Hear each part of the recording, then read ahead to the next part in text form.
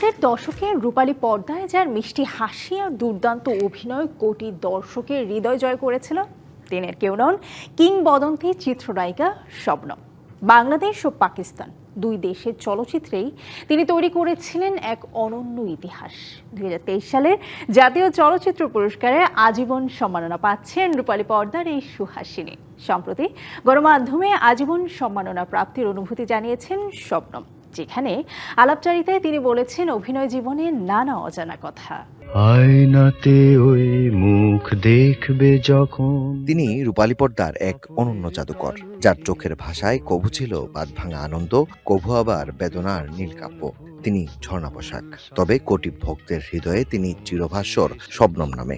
ঢালিউড থেকে ললিউড সবখানে যিনি ছড়িয়েছেন অভিনয়ের দ্যুতি।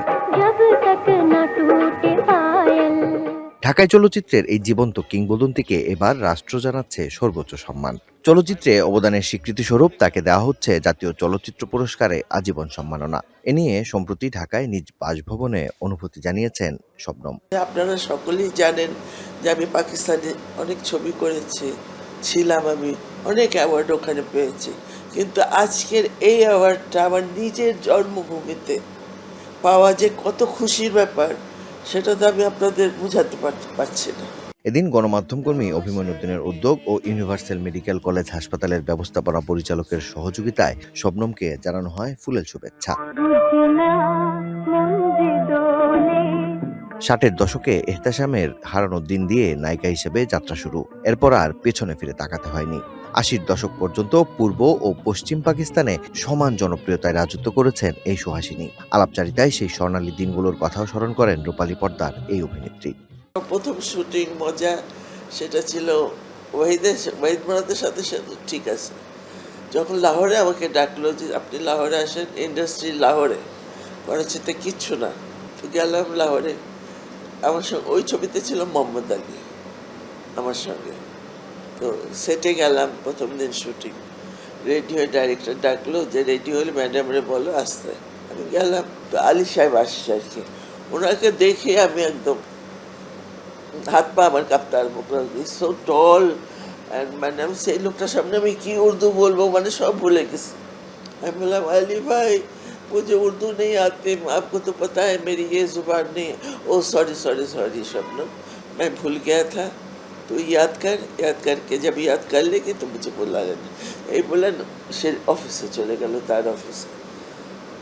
তো যখন আমি মুখস্থ করলাম, তারপর আমি বললাম রেডি আছে, এখন ডাকেন।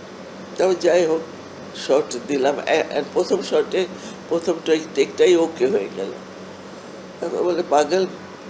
নগদ নিয়ে এলো হার না মানা হার অফার। সর্বনিম্ন 10,000 টাকা রেমিটেন্স নগদে পাঠালে থাকছে স্বর্ণের হার জেতার সুযোগ। ভয় পাচ্ছিলি না, তুই তো মেরা ভি উস্তাদ নিকলি। 1999 সালে কাজী হায়াত পরিচালিত আম্মাজান চলচ্চিত্রে নাম ভূমিকায় তার অভিনয় ঢালিউডের ইতিহাসে সৃষ্টি করে নতুন এক অধ্যায়ের। ঢাকাই সিনেমায় তিনি হয়ে ওঠেন সবার প্রিয় আম্মাজান। এখনো এই একটি নামেই তাকে চেনে পুরনো নতুন সব প্রজন্মের দর্শক, যা এই শিল্পীর কাছে এক বিশাল প্রাপ্তি। যখন আমি কোথাও যাই, সকলে বলে এই আম্মাজান আসছে, সরো সরো সরো।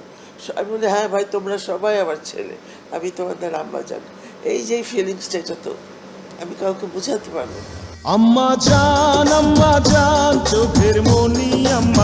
যে দর্শকদের ভালোবাসা আর সম্মান একজন ঝর্ণা পোশাককে বানিয়েছেন শবনম আর রূপালী পর্দার কিংবদন্তি, তাদের কাছে চিরকৃতজ্ঞ এই অভিনেত্রী। 40 বছর এই লাইনে আছে, দর্শকের ভালোবাসাটা আগে, তারপরে আসে অ্যাওয়ার্ড আর কি।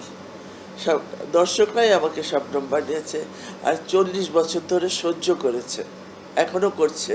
বয়স বাড়লেও কমেনি তার রাজকীয় জ্যোতি। দীর্ঘ ক্যারিয়ারে অভিনয়ের স্বীকৃতিস্বরূপ অসংখ্য আন্তর্জাতিক পুরস্কার পেলেও চলচ্চিত্রে নিজ দেশের সর্বোচ্চ এই রাষ্ট্রীয় সম্মাননা তার প্রাপ্তির ঝুলিকে করল পূর্ণ।